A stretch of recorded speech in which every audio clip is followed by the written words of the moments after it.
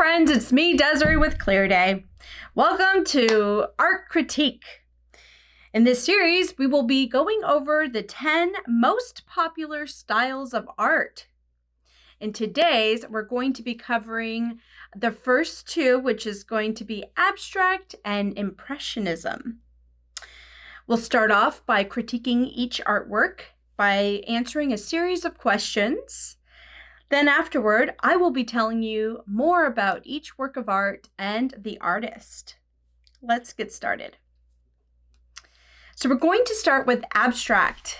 Abstract artwork, just one of my favorites, is art that does not attempt to represent external reality, but seeks to achieve its effect using shapes, forms, colors, and textures.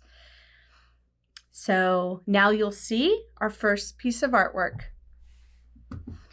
This here is exactly what abstract art is, okay?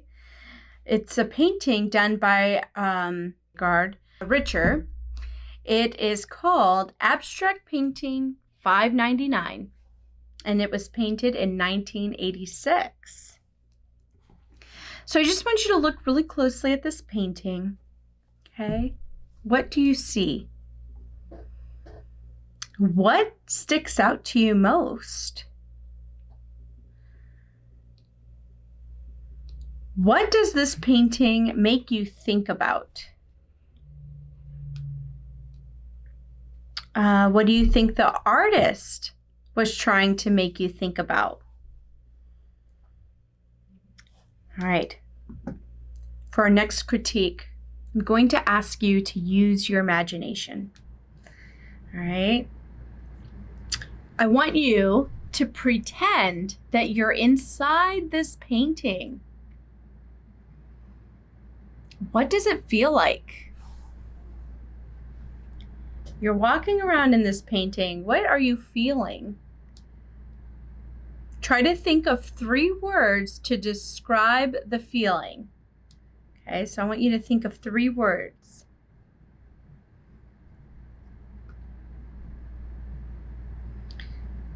For me, I would say majestic, calming, and beautiful, right? To me, it reminds me kind of a forest or something with mystical colors. And I just want you to really ponder that, come up with your words. All right. If you could ask the artist something about this painting, what would it be? What would you ask the artist about this painting? All right. So Gerard Richer is a multidisciplinary artist that has produced not only abstract art, but also photorealistic paintings, photographs, and glass work.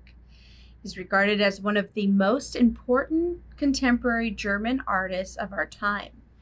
His works have also gone on to set several record prices at auction. He began creating abstract paintings in the late 70s, stating them as fictive models because they make visible a reality that we can neither see nor describe, but those whose existence we can postulate. Whilst he made many of such paintings in his career, Abstract Painting 599 is notable as it is one of Richer's favorites. It later sold for $46 million to an anonymous buyer in 2015, making it Richer's most expensive painting thus far. Our second abstract painting. All right, so this painting is called Small Flies and Other Wings.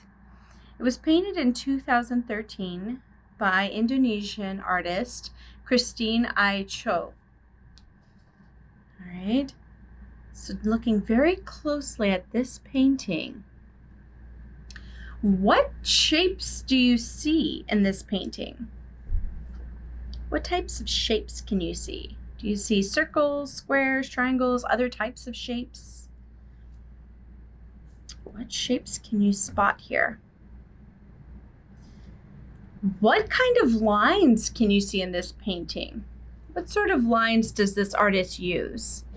Does she use thick lines, jagged lines, curved, diagonal, fuzzy, straight, smooth, thin, or horizontal lines?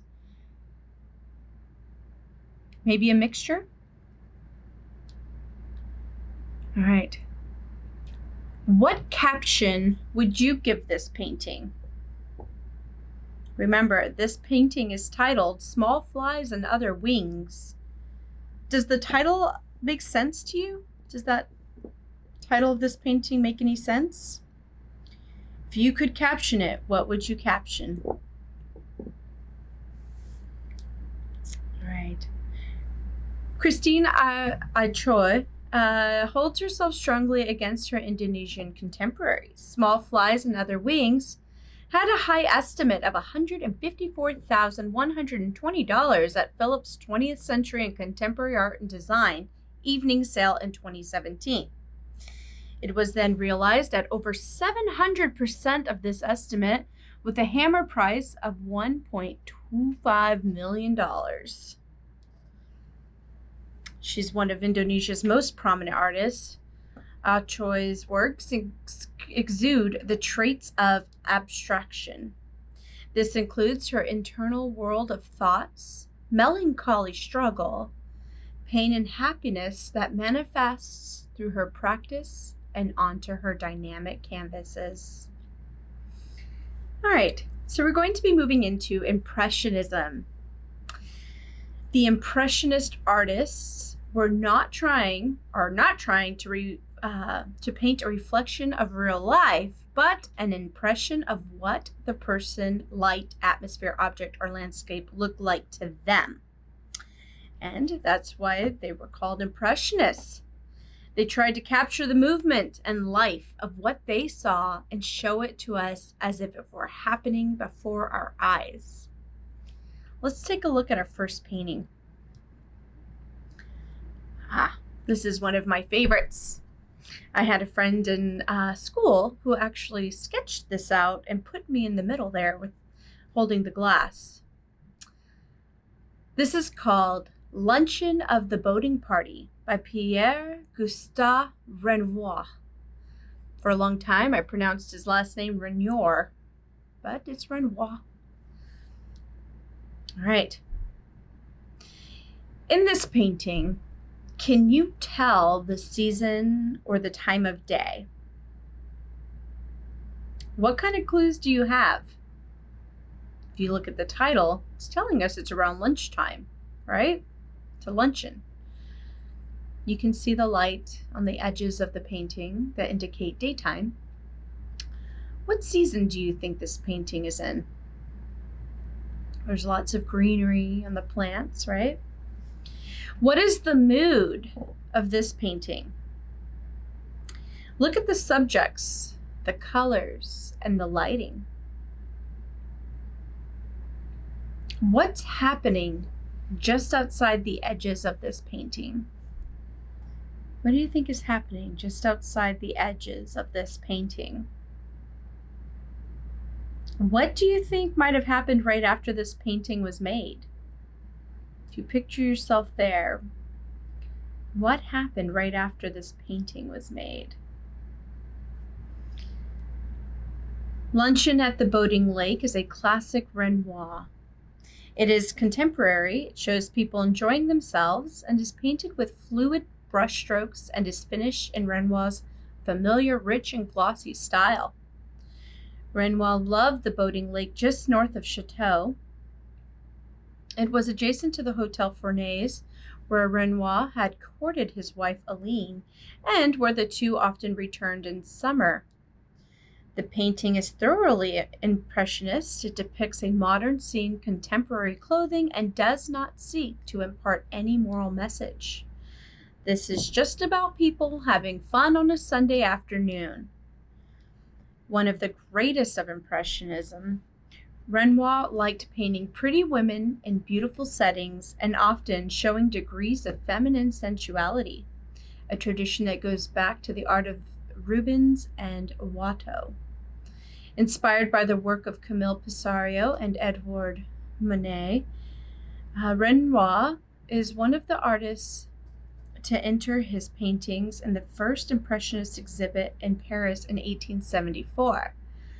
Luncheon of the Boating Party shows life as it was in those halcyon days in France. In fact, the woman playing with the dog on the left is Renoir's future wife, and the others are his friends, including painter Gustave Caillebotte in the lower right.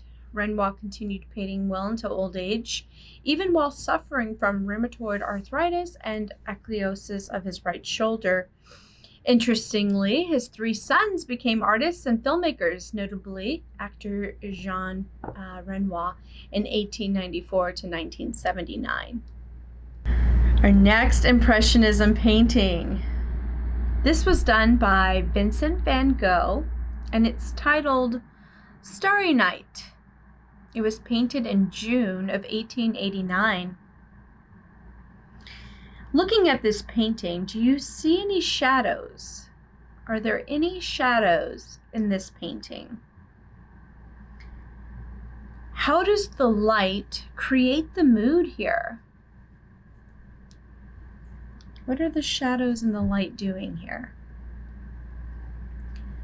Can you tell the time of day in this painting? What about the season? And what are your clues? In your eyes, what is the best part of this painting?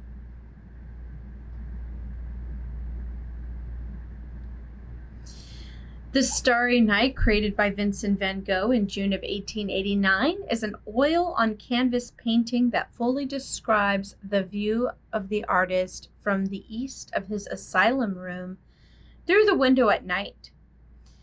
It has its permanent residence at the Museum of Modern Art in New York. It is one of Van Gogh's most celebrated works. It is surprising, seeing that the artist regarded it as a failure. It's become one of the artist's most brilliant and famous works, commonly associated to his increasing madness. And it was actually the result of Van Gogh's interest for astronomical investigations. In fact, in this painting, we can observe both real and fantastic elements. On the first hand, a study made by Griffith Park Observatory proved that Vincent represented the moon, Venus, and several other stars in the exact position they occupied that clear night. On the other hand, the showy spiral that occupies a great part of the work is clearly a fantastic element. Well, that's all for today's art critique. I hope that you enjoyed seeing these paintings, critiquing them, and taking time to study them. We'll see you next time in our art critique. Have a good day.